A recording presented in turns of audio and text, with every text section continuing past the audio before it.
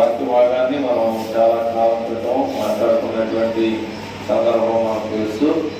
మరొకసారి ఈ యొక్క సందర్భాన్ని గుర్తు చేసుకోవాలని ఎంతగానో అనిపించింది. ఆ విషయాన్ని మనం నేర్చుకోవడానికి సిద్ధపడదాం. అయితే మనందరిలో కూడా గ్రంథంలో మరి దేవుని విషయాలు ఇంతకుముందు మనం నేర్చుకున్నప్పటికీ కూడా మరొక పర్యాయం కూడా రిపీట్ చేసుకుంటే కొంచెం ఇంకా బాగా తేలిక ఉందనేది అనుకుంటున్నాను. కనుక ఆ విషయాన్ని ఒక్కొక్క వచనం ద్వారా మనం చదువుకుంటూ ముందుకెళ్దాం. 12 వచనాలు చదివాం, దానిలో ఒక్కొక్క విషయాన్ని చదువుతూ ముందుకెళ్దాం. చదవమ్మా. పగలు 3 గంటలకు ప్రార్థనా కాలమున పేతురును యోహానును దేవాలయానికి ఎక్కి వెళ్ళుచుండగా పుట్టినది మొదలుకొని కుంటివాడైన ఒక మనుష్యుడు మోసుకొని కుంటివాడైన ఒక మనుష్యుడు మోసుకొని పోబడుచుండెను. వాడు దేవాలయములోనికి వెళ్ళు వారిని భిక్షమడుటకు కొందరు ప్రతిదినము వారిని శృంగారమును దేవాలయపు ద్వారమునొద్ద ఉంచుతూ వచ్చారు. అయితే ఇక్కడ కొన్ని విషయాలు మనం నేర్చుకుందాం. మరి కొన్ని విషయాల్లో మనం ఆలోచన చేస్తామంటే వేరేగా అర్థం చేసుకోవడం. కాలు చేతుల నుండి మనం దేవుని దగ్గర రాట్లా. ఆయన రాపాలని వస్తున్నాడు, రాకూడదని వస్తున్నాడు నాకు తెలియదు. లేకపోతే ఆయన మోసుకోవాలంటే సాయంత్రానికి ఏమన్నా డబ్బులు అయితే ఆ డబ్బులు కూడా మోసుకెళ్దామో తీసుకొచ్చి మోసుకొస్తున్నాం నాకైతే తెలియదు. కానీ కాళ్ళు చేతులు లేనటువంటి పరిస్థితుల్లో కూడా ఆయన ఏం చేస్తున్నాడంటే ఆదివారమా ఎప్పుడు వచ్చారు, ఎప్పుడు మోసుకెళ్తున్నారు, ఎప్పుడు మోసుకెళ్తున్నారు అనేది కావాలి. ప్రతిరోజు సుందరమైనటువంటి దేవాలయంలో ఆరాధన జరుగుతూనే ఉండాలి. కానీ అక్కడ రాసుకొచ్చాడు, ఏమనేసాడు కరెక్టే. కానీ 13 గంటలకంటే ఆదివారం ఒకసారా లేదా సోమవారం అంటే ఎప్పుడు చదువుతామా ప్రతి దినం అన్నాడు అక్కడ. బైబుల్ చూడండి మీరు, అర్థమైందా? పుట్టినది మొదలుకొని పుట్టినవాడైన ఒక మనుషుడు మోసుకొని పోబడుచున్నారు. వాడు దేవాలయంలోకి వెళ్ళు వారిని భిక్షమడుటకు కొందరు ప్రతి దినము వారిని శృంగారమును దేవాలయపు ద్వారమునొద్ద ఉంచుకొనుచూ వచ్చిరి. కొందరైతే ఆ ఇంట్లో వారేమో విశ్వాసులు ఎవరు మోసుకొస్తారు, దొరక రావలేదని ఎవరు అడగల. మరి ఎవరు మోసుకొస్తారు? ఏంటి దొరక 3 వారాల నుంచి రాలేదు అడిగాడా? మరి ఈయన ఎవరు మోసుకొస్తారు? వేరే కుటుంబీకులు ఎవరు మోసుకొస్తారా? ఎవరు మోసుకొస్తారు? ఎందుకు మోసుకొస్తారు? ఎవరు మోసుకురారు. కానీ మరి వాళ్ళ కుటుంబీకులు బంధువులు మరి ఎవరైనా కానీ రక్షణ ముందులో ఎప్పుడు తీసుకొస్తారంటే ప్రతిరోజు. అంటే మరి ఆ కాలంలో రోజు ఆరాధన జరిగేమో నాకేం తెలియదు. ఆ కాలంలో మరి సుందరమైనటువంటి దేవాలయం పేరేంటి? సుందరమైనటువంటి దేవాలయం. కానీ అక్కడ ప్రతిరోజు కూడా ఏం జరుగుతూ ఉండేది? ఆరాధన జరుగుతూ ఉండేది, ప్రార్థన జరుపుకుంటూ ఉండేవాళ్ళు. కానీ ఒక విషయాన్ని మనం జ్ఞాపకం చేసుకోవాలి. కొరింథీయులకు రాసినటువంటి మొదటి పత్రిక 10:12 మనం చూస్తే, కొరింథీయులకు రాసినటువంటి మొదటి పత్రిక 10:12 వాక్యాన్ని చాలా జాగ్రత్తగా వినాలి, విని వాక్యం మీద నిలబడాలి. తాను నిలుచుచున్నానని తలంచుకునేవాడు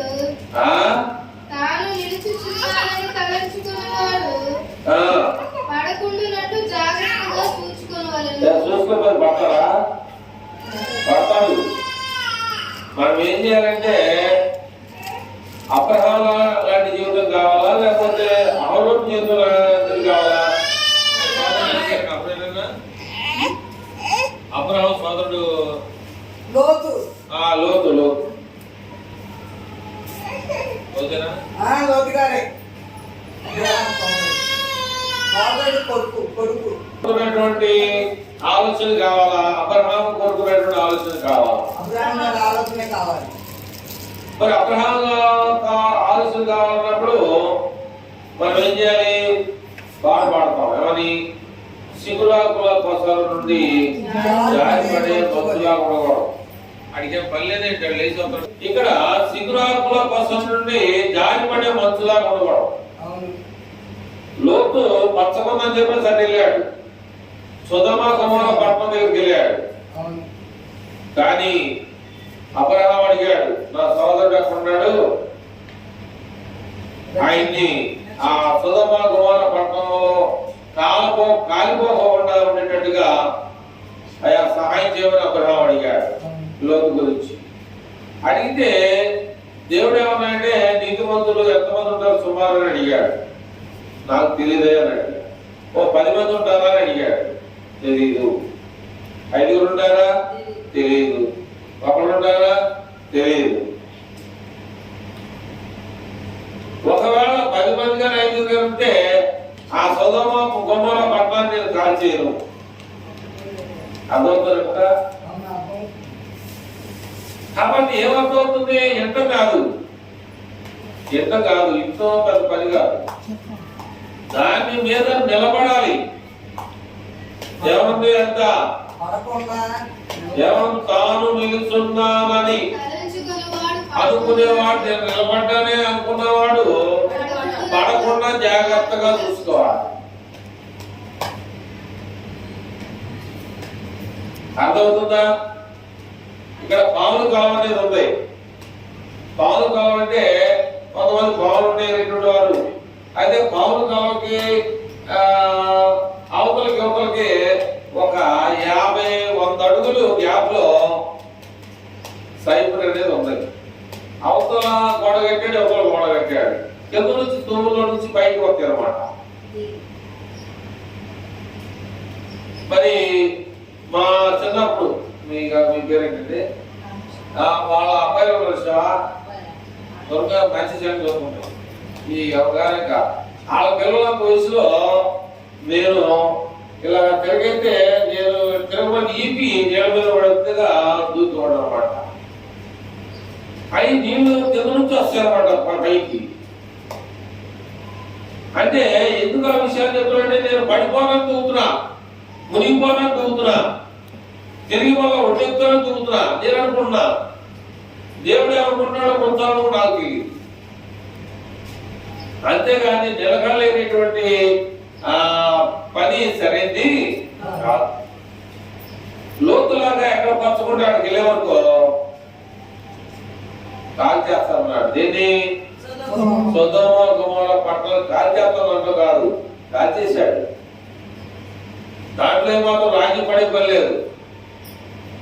కనపడిందల్లా మనకు కావాలంటే కుదరదు. దేవుని దగ్గర కనపడిందల్లా కావాలంటే కుదరదు. అయితే అడిగేం చేశాడంటే ఎవరు లేరు అన్నాడు. అయితే ఒక పని చేయమన్నాడు. ఏంటి? నీ సోదరుడు లోతు భార్యని పిల్లల్ని తీసుకొని ఈ సొదొమ గొమొర్రా పట్టణం దాటేంత వరకు కూడా ఏం చేయకూడదన్నాడు? వెనక్కి తిరిగి చూడకూడదు. అదేంటి వెనక్కి తిరిగి చూడకూడదు అన్నాడు? ఎవరికి వెనక్కి అనేటువంటి స్టేజ్ లో ఉన్నాం మనం. సరే, లోతు భార్య పిల్లలు సరే అబ్రహాము ఆశించాడు. అయ్యా, నా సోదరుడు నువ్వు ఏమన్నా కానీ మన ప్రజలతో ఏమైపోవాలి? కాలిపోవాలా? ఆయన సోదరులే బతకాలా? ఆయన సోదరు భార్య పిల్లలే బతకాలా? మిగతా బతకూడదా అని కోరుకుంటే ఏం జరిగిందంటే, కొంత దూరం పోయిన తర్వాత వెనక తిరిగి చూడకూడదు అన్నాడు కదా, చూస్తే ఏం జరుగుతుందని చెప్పేసి లోతు భార్య ఏం చేసిందంటే వెనక తిరిగి చూసిన సంగతి వాళ్ళందరికీ అక్కడే స్తంభం అయిపోయింది. అక్కడే శిలావిగ్రహం లాగా స్తంభం అయిపోయింది. అంటే దేవుని యొక్క మాటలో అలాగా కళాఖండిగా ఉంటాయి అన్నమాట.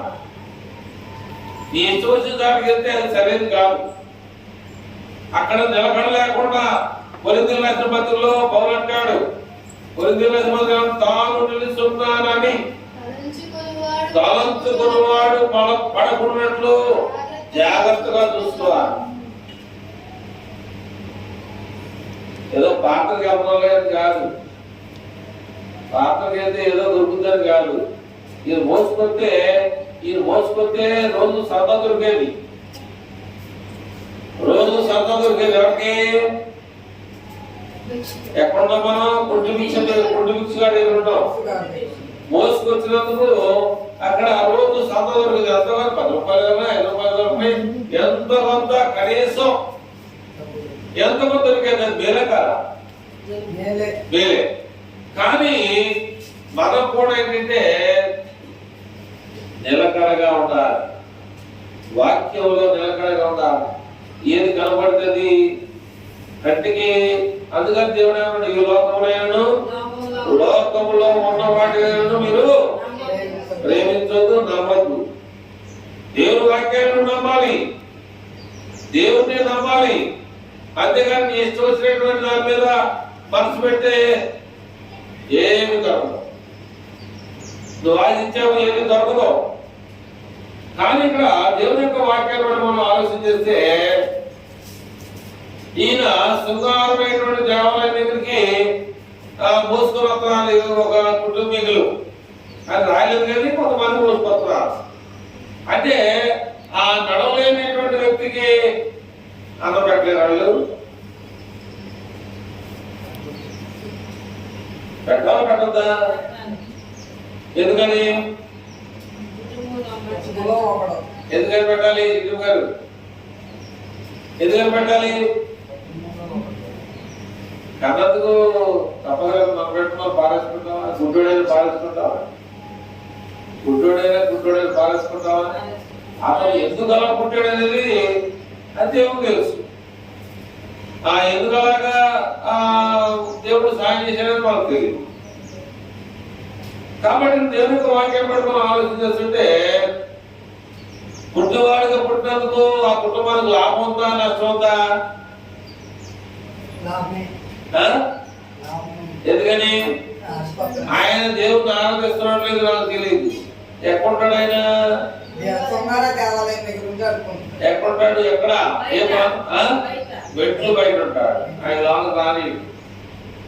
అయితే లోన రాని ఒక దేవుడి మీద దయా నేను ఎంతకాలం వెళ్ళి ఉండాలి అని అనుకుంటాడో అనుకోండి నాకు తెలియదు. కానీ పెట్టు దగ్గర మనుషులు నడిచేటువంటి స్థలంలో ఉండేది. పక్కన నుంచి మేము నడుచుకుంటాం అని పరిస్థితి అక్కడ ఎంతో మంది చేత ఆటుపోట్లు అనేక మంది చేత మాటలు పట్టినటువంటి వ్యక్తిగా ఉండొచ్చు. అవును కదా? కొంచెం ముందుకు వచ్చాడు అనుకో, దారిలో అక్కడ దారిలో ఉంచున్నా ఉండడు అని చెప్పేసి ఉండొచ్చు. అంటే ఆడ స్థితి బాగా అక్కడ కూర్చోండి. అతని యొక్క స్థితి బాగుంటే కూర్చుంటాడా? వాడు కూడా లేచి మనతో పాటు బాత్రూమ్ వస్తాడో పనికి వెళ్తాడో తర్వాత సంగతి మనకు తెలియదు. కానీ ఇక్కడ ఎన్ని సంవత్సరాల నుంచి అక్కడ కూర్చున్నాడు అనేది నాకు తెలియదు. కానీ ఇక్కడ ఒక మాట మనం చూద్దాం. 3వ వచనంలో ఏమంటాయంటే, అపొస్తలుల కార్యాలలో 3వ అధ్యాయంలో ఉందాం. 3వ అధ్యాయం 3వ వచనంలో అపొస్తలుల కార్యాలలో 3వ అధ్యాయం 3వ వచనంలో ఏమంటాయంటే,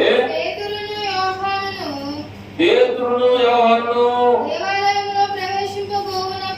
దేవాలయంలో ప్రవేశింపబోనప్పుడు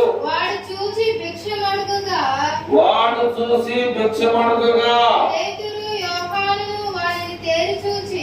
పేతురు యోహానును వారిని తేరి చూసి ఆ యొక్క పుట్టి భిక్షగాడు ఏమన్నారంటే, పేతురు యోహాను మా తట్టు తేరి అంటే తేటగా చూడమని. అర్థమైందా? తేరి చూడమంటే ఖచ్చితంగా చూడమని అర్థం. కాబట్టి ఆయన ఎవరుకున్నాడంటే పుట్టి భిక్షగాడు వారి దగ్గర ఏమైనా దొరుకుతామని చెప్పేసి కనిపెట్టుచు వారిద్దరి మీద మనసు పెట్టాడు. అక్కడ పేతురు ఏమన్నాయంటే ఏమా వెండి బంగారములు నా యొద్ద లేవు గాని నా దగ్గర ఉన్నదే నీకు ఇస్తానని చెప్పేసి అన్నప్పుడు అక్కడ ఆయన ఏదైతే మనసులో ఆశపడ్డాడో మళ్ళీ వెంటనే నిరాశ కలిగి ఉండొచ్చు. ఆయన ఏమనుకున్నాడు?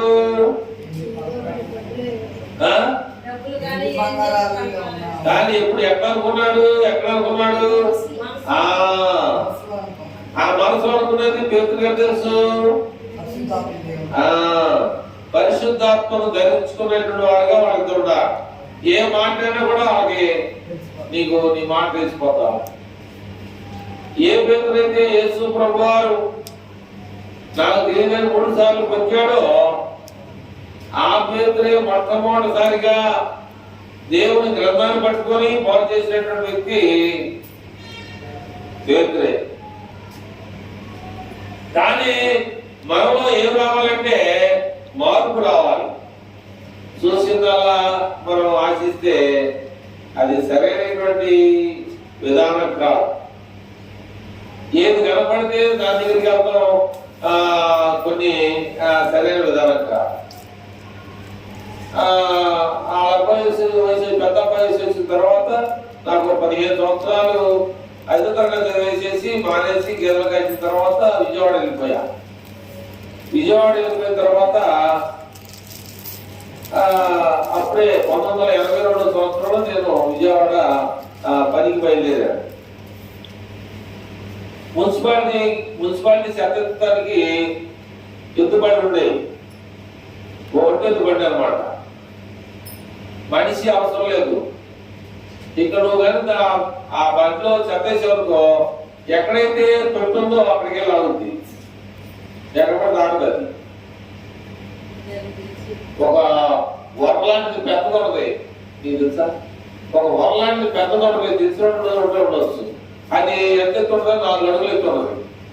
ఎవరైనా సరే చెత్త వస్తే ఆ ఇళ్ళ పక్కన వాళ్ళు, ఆ పరిసర ప్రాంతం వాళ్ళు ఆ యొక్క వరలు వేయాలి, 4 అడుగులు వరలు వేయాలి. ఈ మున్సిపాలిటీ వ్యక్తి ఏం చేస్తారంటే ఆ వరని పక్కన డొలించి ఆ చెత్త అంతా బండ్లు వేసుకొని మళ్ళీ ఆ వరను నిలబెడతాడు. ఈయన ఏం చేస్తాడు? ఒక పెట్టుగాడ చెత్త వేసిన తర్వాత అక్కడ టీ వస్తే ఆడ ఏమన్నాయంటే నానా టీ తాగుతారంటాడు. ఊరిలో మాత్రం టీ టిఫిన్ కూడా పెడతాడు. ఎందుకని? ఆ వాటర్లో వచ్చేటువంటి టిఫిన్ చెత్త చెదారం మొత్తం దాంట్లో వేస్తారు కాబట్టి వాడికి టిఫిన్ పెడతాడు, టీ కూడా వస్తాడు. అయితే ఆ ముట్టెత్త ఏం చేసిందంటే ఎక్కడ వరంతో అక్కడే ఆగుతుంది, కానీ ఎక్కడ పడితే అక్కడ ఆగదు. ఎందుకని? నేర్పేసాడు ఆ వ్యక్తి, నేర్పేసాడు. నోరు లేదని కూడా కావాలి.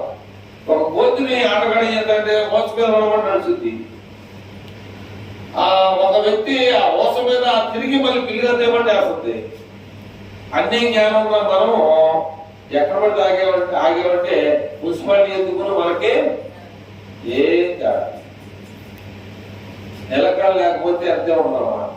ఏమి సహాయం కూడా చేయడు దేవుడు, ఏం చేయడు. ఎంత ప్రార్థన చేసినా, బాగా ప్రార్థన చేసినా కూడా, నీ బైబిల్ అంతా తెలిసినా కూడా, బైబిల్ నుంచి బాగా నువ్వు చెప్పగలిగినా కూడా నీకేమి సహాయం చేయడు. ఎందుకని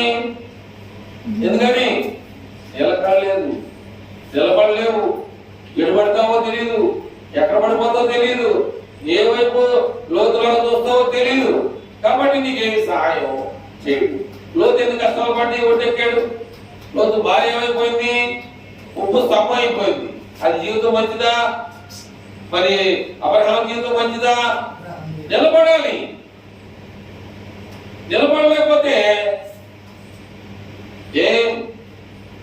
నిన్నేమి దేవుడు బలవంతం చేసి నువ్వు వస్తావా నిన్నేమి అడగదు ఆయన. నువ్వు ఎందుకు రావని చెప్పేసి నీ జుట్టు పట్టుకొని నడబెట్టుకునే లాక్రాన్లా ఇష్టం వస్తే రాలేదు. బాగా దాని గురించి ఏమి నీళ్ళు అవసరం లేదు, మా బలవంతం చేసినంత అవసరం కూడా లేదు. దేవుడు ఎక్కడున్నాడు మీకు తెలుసా? ఎక్కడుంటాడు? పడుపులో ఉంటాడా? లోయల్లో ఉంటాడా? మనుషుల్లో ఉంటాడా? ఎక్కడుంటాడు? చర్చిలో ఉంటాడా? ఎక్కడుంటాడు చెప్పాలి. ఎక్కడైతే ఇద్దరు ముగ్గురు నా నామంలో కూడి ప్రార్థన చేస్తారో వారి మధ్యలో ఖచ్చితంగా ఉంటారు. లోతు ఏం చేశాడు? పచ్చగా ఉంది అక్కడ. ఓ మంచి పంట పండించుకొని నేను అబ్రహాము కన్నా గొప్పడైపోవాలనుకున్నాడు. వెళ్ళాడు, మునిగిపోయాడు. కనుక ఎందుకు ఈ విషయాలు చెప్తున్నారంటే మీ ఇష్టం. అది మీరు నిలబడతారో పడిపోతారో నిలకడగా ఉంటారో ఉండరో అది మీ ఇష్టం. అది దేవుడు ఏం చెప్పాడు? దేవుడు ఏం చెప్పాడు? ఒక సేవకుడుగా ఉన్నవాడికి కూర్చున్న ప్రజలకి మార్గాన్ని చూపించమన్నాడు. కూర్చున్న ప్రజలకి సరైన మార్గాన్ని నువ్వు వారికి చూపించమన్నాడు. వద్దే వస్తారు లేకపోతే ఎడ దగ్గర తీసుకొచ్చాడు, ఎర్ర సముద్రం దగ్గర తీసుకొచ్చాడు. మోసే ఏంటంటే నన్ను ఎందుకు పంపించావు ఐగుప్తు దేశానికి? నీ చేతిలో ఉన్న కర్ర పెట్టి ఆ యొక్క నీటిని కొట్టన్నాడు. 6 నెలలు జనాంగాన్ని ఇశ్రాయేలు జనాంగాన్ని తీసుకొచ్చాడు. కాబట్టి ఏం పడుతుంది? చూసిన దాన్ని మనం ఆశించామంటే మనకి ఏమి కూడా ఇదేమన్నాయంటే దొరుకుతున్నట్టుగా మా దగ్గర వెండి లేదు, బంగారం లేదు, మాకు కలిగిందే నీకు ఇస్తాం. ఏమి రాళ్ళు డబ్బులు ఇచ్చారా? ఎక్కడ ఉందా? ఏమిచ్చారు? ఏమిచ్చారు ఆయనకి? ₹1 కూడా ఇలా. అప్పుడప్పుడు ఎందుకు వస్తాం పాటలకి రాబడుతుంది. గొప్ప అద్భుతాలు చూపించాడు అక్కడ. మోసుకొని వెళ్ళే వ్యక్తిని నడిపించాడు దేవుడు. నడిపిస్తాడు నా దేవుడు. శ్రమలోనైనా నిన్ను విడువడు అన్నాడు. నమ్మకపోతే చెప్పాడు, చక్కగా చెప్పాడు. నువ్వు అనుకున్నట్టుగా మా దగ్గర వెండి లేదు, మేమేం తెస్తాం అనుకున్నామో నీకేమి సహాయం చేయమో.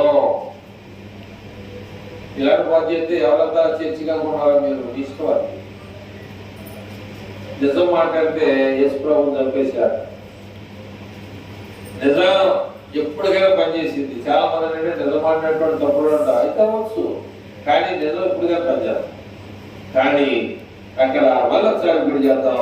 3వ వచనాలు ఏమన్నాడంటే పేతురును యోహానును దేవాలయంలో ప్రవేశింపబోనప్పుడు వాడు చూసి పెంచబడుగా పేతురు యోహానును వాడిని తేని చూసి చూడండి. అక్కడ దేవుడు గొప్ప అద్భుతాలు చేయబోతా ఉన్నాడు. అక్కడ మా తట్టు ఖచ్చితంగా చూడు. లోకం వైపు కానీ మీ బంధువుల వైపు కానీ లేదా నువ్వు అనేక విధాలుగా నువ్వు చూడబాక మా తట్టే చూడన్నారు. అక్కడ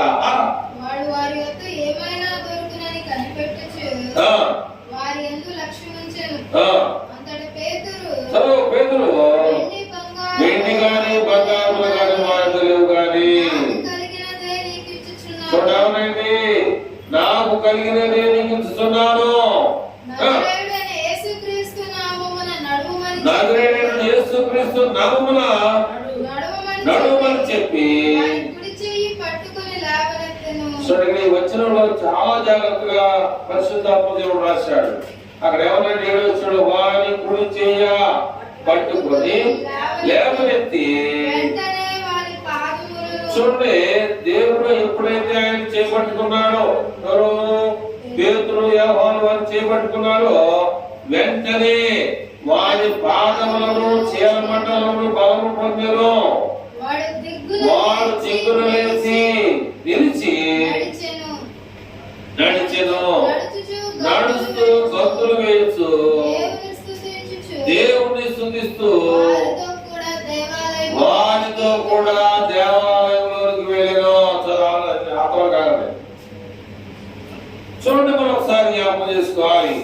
ఎప్పుడైతే పేతురు యోహాను వారిని చేయబట్టుకున్నారో ఎప్పుడైతే పేతురు యోహాను వారిని చేపట్టుకున్నారో ఏమొచ్చేసిందంటే బలము బలము. ఒక ఆయన పాట పాడతారు ఏమన్నాయంటే బలమంతా పోయాక నమ్మాలని ఉన్న నాయకుడు.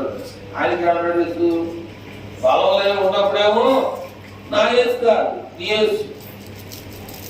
బలమంతా పోయాక ఆయన రాశాడు ఏమని నమ్మాలని ఉందంట కానీ నమ్మడం. ఎప్పుడు అంటే బలం ఉన్నాక చేసేవాడు తెలియదు. రాశారు బాగా రాశారు. బలమంతా పోయినాక నమ్మాలని ఉందంట కానీ ఇంకా నమ్మాలా వద్దని తెలియట్లా. అక్కడ ప్రశ్నించారు నమ్మాలని ఉంది నా యేసు. ఆయన ఎప్పుడున్నాడు యేసు? బలం ఉన్నప్పుడు ఉండాలి యేసు. బలం లేనప్పుడు కావాలి యేసు.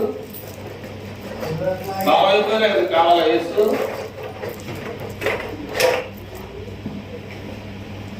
నువ్వు నమ్మినట్లయితే దేవుడిని గొప్పగా చేస్తాడు. ఒక పుట్టి భిక్షగాడికి చేసినటువంటి దేవుడు నీకు చేయడా? అంటే ఈ వాక్యం మెసేజ్ కరగండి కూడదు అన్నమాట. మీ బాధ కరగంటే ఉండొచ్చు కానీ ఒక పిల్లోడు మనం గతికిపోతే వాడు బురదలో పడతాడు.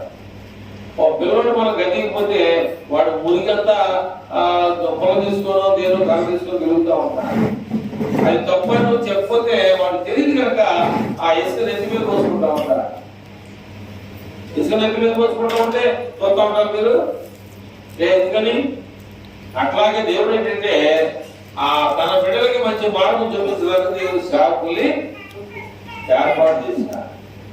ఇంటేరు లేకపోతే దాని గురించి బలవంతేది లేదు. నేను నిలవలేమో మేము గట్టిగా చెప్తాని కానీ ఒక విషయాన్ని మాత్రం జ్ఞాపకం చేసుకోవాలి. ఈ కొండ భిక్షగాడు ఎన్ని దేవాలయాలు తిరిగాడో నాకు తెలియదు కానీ శృంగారం అనే దేవాలయం దగ్గరే ఉన్నాడు. ఆ దేవాలయం దగ్గరికి వెళ్తే తొందర బాగుపడదామని కూడా లేదు. ఇంకొక అక్కడికి వెళ్తే బాగుపడదామని కూడా ఇంకో చోటకి వెళ్తే బాగుపడదామని అనుకోవాలా. కానీ నిలకడగా ఉన్నాడు. అక్కడ నిలబడ్డాడు. అద్భుతం జరిగిందా లేదనేది ఆయనకు అనవసరం. కానీ రోజు వాళ్ళు బంధువులు ఏం చేస్తున్నారంటే మోసుకొని పోతున్నారు. కానీ దేవుడు గొప్ప కార్యం చేశాడు అక్కడ. కనుక ఇంకా ఎవరైనా సరే దేవుడి మీద పూర్తిగా నమ్మకం లేనటువంటి వారుగా సాతాను ఏం చేసింది? సైతం ఏం చేస్తుంది? సైతాన్ని ఏం చేసింది అమ్మా? ఇంకేం చేసింది? సైతం ఏం చేసిందంటే ఎవరిని మింగుతున్నా అని ఎదుగుతూ తిరుగుతున్నాడు. బైబుల్ రాసి ఉంది. నువ్వు ఎప్పుడైనా చూపిట్లా ఎవరితో ఉంటారా ఇవాళ ఎవరు పట్టుకున్నావని ఎదుగుతూ తిరుగుతుందంట. నేను ఎక్కడ పట్టా నేను సాగో చూపించానయ్య ధనంతో అన్నట్టుగా సైన్యం వస్తుంటే ఎవరు చూస్తానయ్యా ఎవరు పట్టుకున్నావా ఏం నీరు పెడదావా ఏంటి చుచ్చు పెడదావా అని చెప్పేసి సైతాను తను నమ్మినటువంటి బిడ్డల్ని మోసం చేయాలని సైతాను ఎదుగుతూ తిరుగుతుందని చెప్పేసి బైబిల్ చెప్తాం. కానీ నిజాయితీగా నీతిగా ఉన్నటువంటి యువనే తలకిందులు చేసింది. కానీ ఏం మాత్రం తన భార్య విడిచిపెట్టి వెళ్ళిపోయారు. నువ్వు నమ్మినటువంటి దేవుణ్ణి ఏమన్నాడు? అది భార్య మూర్ఖురాలా మాట్లాడాలి. ఏమేమంత చెప్పించేసినాము ఈ దేవుడికి ఉన్నాడు. కానీ ఓర్పు అనేది చాలా గొప్పది. ఆ ఓర్చుకోవడం ద్వారా ఏదైతే బాగుపడుతున్నాడో యోగు దాన్ని మళ్ళా తిరిగి రిటర్న్తో సంపాదించుకోవాలి. చూడండి, తల్లి కమ్మేటువంటి దాన్ని బట్టి చూస్తే ఆ తల్లి ఇలాంటి పిల్లడి గర్భం ద్వారా పాపం ఎందుకు వీడికి ఈ శ్రమలు వచ్చినాయి అని చెప్పేసి చాలా బాధపడింది. ఉండొచ్చు తల్లి. కానీ నా కొడుకులు అందరూ ఉన్నారు, ఈడే నడవలేకపోతున్నాడు, ఈడే పాపం రోజు మోసుకెళ్ళవుతుంది, ఏ పాపం చేసి పుట్టాడాడు, నేనేం చేసిన తప్పేంటి అని చెప్పేసి తల్లి కూడా దుఃఖపడుతుందా దుఃఖపడదా? చూడండి ఎవరికి లేనటువంటి బాగా ఉన్నాడు మోసుకెళ్తున్నాడు చూడండి అలా రోడ్లపై దానికే వచ్చింది అజ్ఞాతాన్ని రకరకాలుగా ఎంతమంది ఉంటారు. కానీ ఆ బిడ్డ ద్వారా దేవుడు మహిమపరచాలి. దేవుడు నామం అనేక మందికి తెలియబడాలని, అనేకులు కూడా అద్భుతాలు చూడాలని దేవుడు ఇచ్చినటువంటి హెచ్చరిక. కనుక ప్రియమైన ద్వారా నేను ఎందుకు ఈ విషయాలు చెప్తా ఉన్నానంటే, మనమందరం కూడా యేసు ప్రభు చెప్పినట్టుగా నేనే మార్గమును, నేనే సత్యమును, నేనే జీవమును, నా ద్వారా తప్ప నువ్వు ఎక్కడికైనా వెళ్ళు, లోతులాగైతే వెళ్ళు, ఎక్కడికైనా వెళ్ళి మళ్ళీ ఎక్కడ రావాల్సిందే. ఈ దేశంలో ఎదురా సరే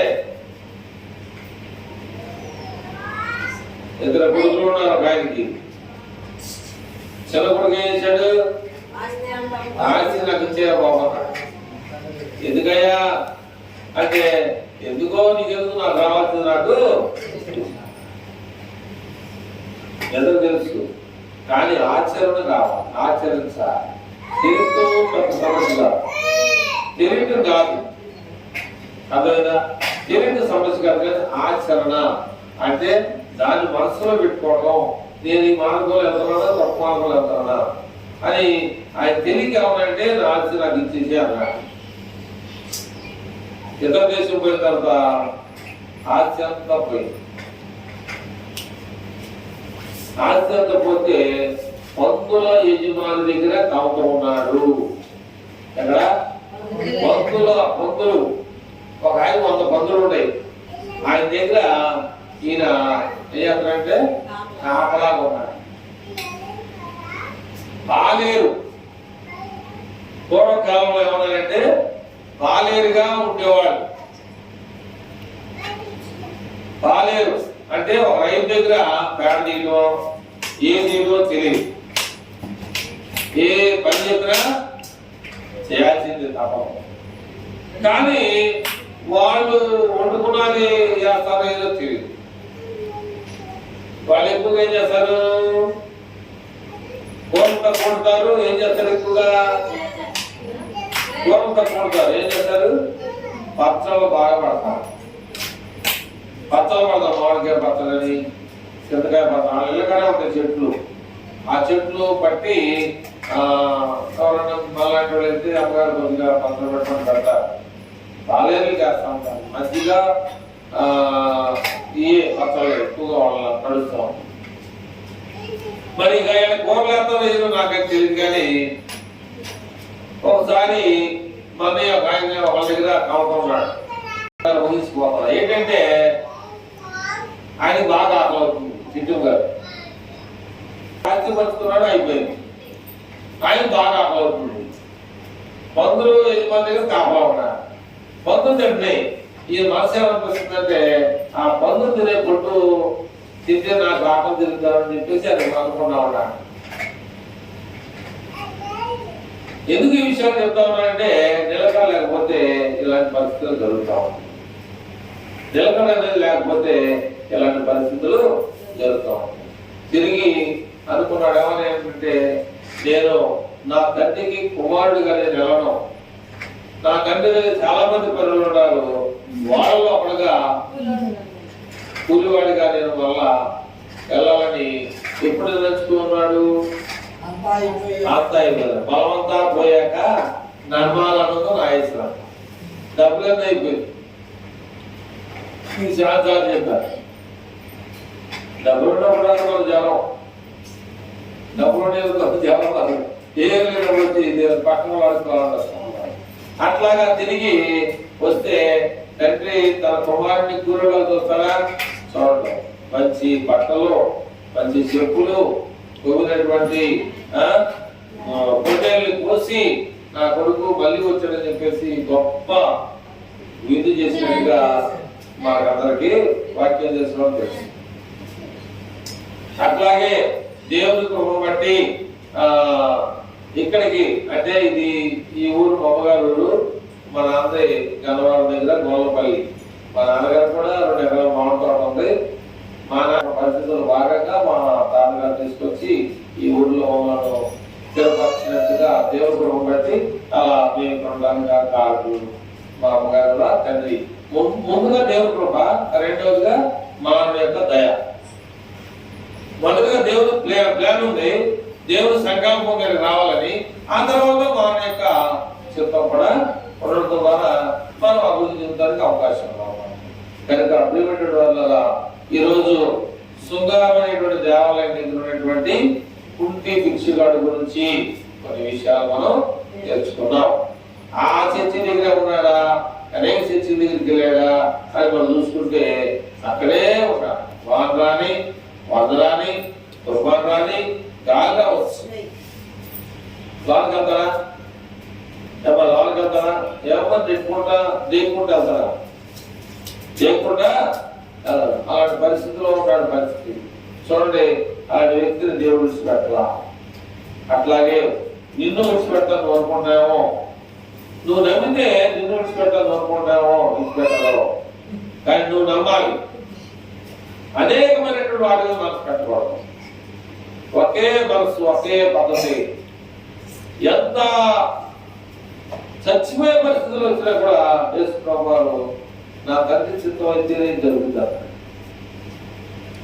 నా తండ్రి ఏదైతే చెప్పాడో అది నెరవేర్చడం నేను వచ్చాను, కానీ మీరు చెప్తే నేను చేయను, చేయడానికి రావా అని పరలోకమైనటువంటి తండ్రి అయినటువంటి దేవుడు కుమారుడికి అప్పగించినటువంటి బాధ్యతను, భారాన్ని తన భుజాల మీద వేసుకొని ఈ భూమి మీద ఉన్న ప్రజలందరూ కూడా ఆయన లాంటి వారుగా ఉండాలని, ఆయన లాంటి కుమారులుగాను కుమార్తెలుగా ఉండాలని ఆయన మన కోసం ఏమైందంటే చనిపోయాడు. మన పాపాలని కూడా మన భుజాల మీద వేసుకొని ఆయన మరణించాడు. మాట చెప్పాలి, నేను మరణించలా, మరణాన్ని జయించాడు. అర్థమైందా? మరణాన్ని ఏం చేయంటే జయించి భూమిని ఏం చేయంటే బద్దలు కొట్టుకొని బయటకు వచ్చాడు. ఆయన మీద నీ మనసు ఉండాలి, ఆయన మీద నీ ఆలోచన ఉండాలి. కానీ సిగురాకుల కొరత నుండి జారిపోయే మంచులా ఉండవాలి. అర్థమైందా? జారిపడే మంచులా ఉండవాలి. జారిపోయామంటే మనకి ఏమైందంటే నిలకడలేనట్టు. నిలకడ లేకపోతే నీకేమి సహాయం చేయలేదు.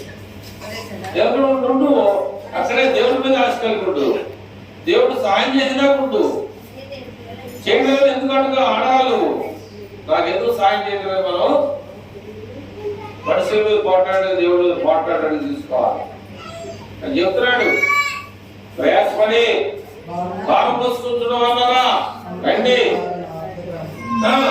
మీరు ప్రయాసపడాలి దేవుడి దగ్గర. కనుక ప్రియమైనటువంటి వాళ్ళారా, మరి దేవుడు మనకి ఇచ్చినటువంటి ఈ అవకాశాన్ని మనం సద్వినియోగపరచుకోవాలి. అలాగా దేవుడు నిలకడగా ఉండి ఆ కుటుంబించడానికి సాయం చేసినటువంటి దేవుడు మనం చేయడానికి ఆ నియమాన్ని కలిగినటువంటి విధానం ఉన్నట్లయితే తప్పకుండా దేవుడి ఆశీర్వాదాలు పొందుతాం, దేవుడి దీవులు పొందుతాం, దేవుడు ఇచ్చేటువంటి గొప్ప ఐశ్వర్యాన్ని కూడా కనుక నేను చెప్పిన విషయాలు కానీ మీరు విని మీ మనసులో రంగరించుకొని ఆ ప్రకారం నడిస్తే మీరు కూడా అబ్రహాములా గొప్పవాడు అవుతారు, లేదా లోతులాగా పడిపోతారు. మీ ఇష్టం, ఆలోచించుకోండి. కనుక కళ్ళు మూసుకున్నట్లయితే ప్రార్థన చేసుకొని కార్యక్రమానికి నడుపుతాం.